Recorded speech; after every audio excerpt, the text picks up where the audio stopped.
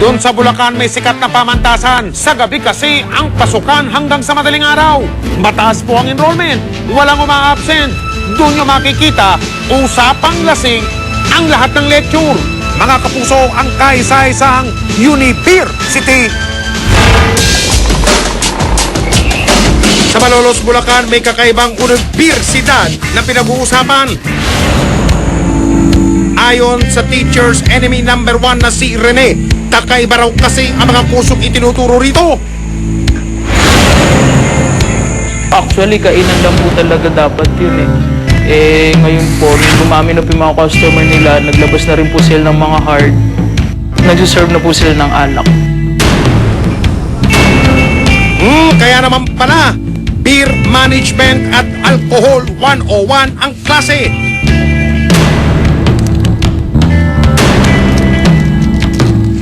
Kasabay ng pagdami ng mga enrollee, ang paglaki ng problema. Maingay po yung mga umiinom po sa Algate and tsaka po may mga nagkakarelahan po ng mga sasakyan. Tsaka marami po kami nakikita na mga umiinom po na minors na naka-uniform pa po. Kaya naman ang bilang ng mga teachers' enemies, dumami rin. Si Roy Tubong Bulacan hindi na matake ang bad manners at wrong conduct ng universidad. Ang una ko nareklamo dyan yung ingay. Kasi imagine, 3, 4 o'clock ng umaga, ang tunog talagang napakalakas, sobrang lakas. Tapos dumating pa yung time na nagsawa na sa video okay, nagkaroon ng mga banda. At hindi lang sa ingay lumaki ang eyebags ni Roy, kundi pati na sa mga mararahas na mga school activities. Kasi hindi pwedeng walang away sa loob ng isang araw. Basta pagka tumugtog na, sabi ko, ayan na, kasunod na niyang gulo. Yak, iba pala sila makipagbanding. Dahil sa mga reklamo, ang tinaguriang Tagay University, institusyon na raw ng kabulastugan at kalokohan.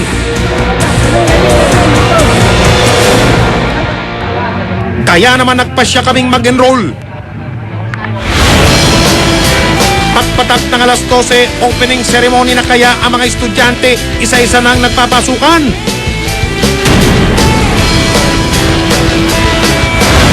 May mga de kotse, de motor at de paa. Iba-iba ang kanilang edad, uniforme at itsura. So, yun po, ang mga nagpupunta po dun is mga high school po and college. Edad, 16 po pataas. Sa school na ito, ang mga waiter, estate teacher ang inuutusan. Sa ikot mo. Na-check na ang attendance, present ang lahat. May mga nakisit-in pa. Ang klaseng ito, physical education o PE ang subject, sports ang pinag-uusapan. Tila inihintay ang pagtama ng kanilang kabayo. Abay tagay pa.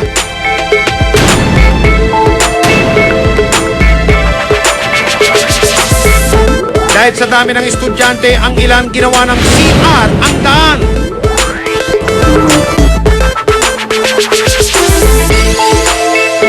Sumabit ang recess kaya sa kantin ang diretsyo namin. Doon always present ang mga imported na teacher, sina Mr. Cuervo at Mr. Walker. May mga hard na po sila ngayon na order. Yung bora po na tinatawag na halo-halo po yung may milk, tsaka po may mga coffee. So, yun po yung cost kung bakit po nalalasing po talaga yung mga estudyante. Naku, kaya naman pala pagdating sa inuman ang mga estudyante puro valedictorian. Hindi pa man tapos ang araw, ang iba nag-cutting classes na. May mga umuwi ng pasuray-suray habang ang isa namang ito hindi na makagulapay.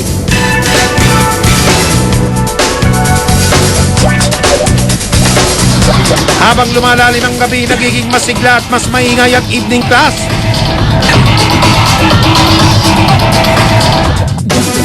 Start na po ng 6 p.m.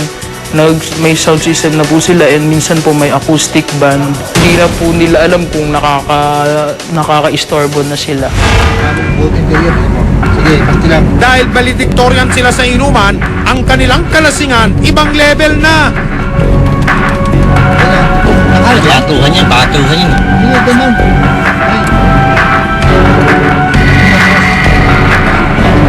Kaya ang mga sumunod na eksena magulo at marahas na. Batuhan at barilan. Yung babalihan yun. Ang universidad biglang naging war zone. Que barbaridad!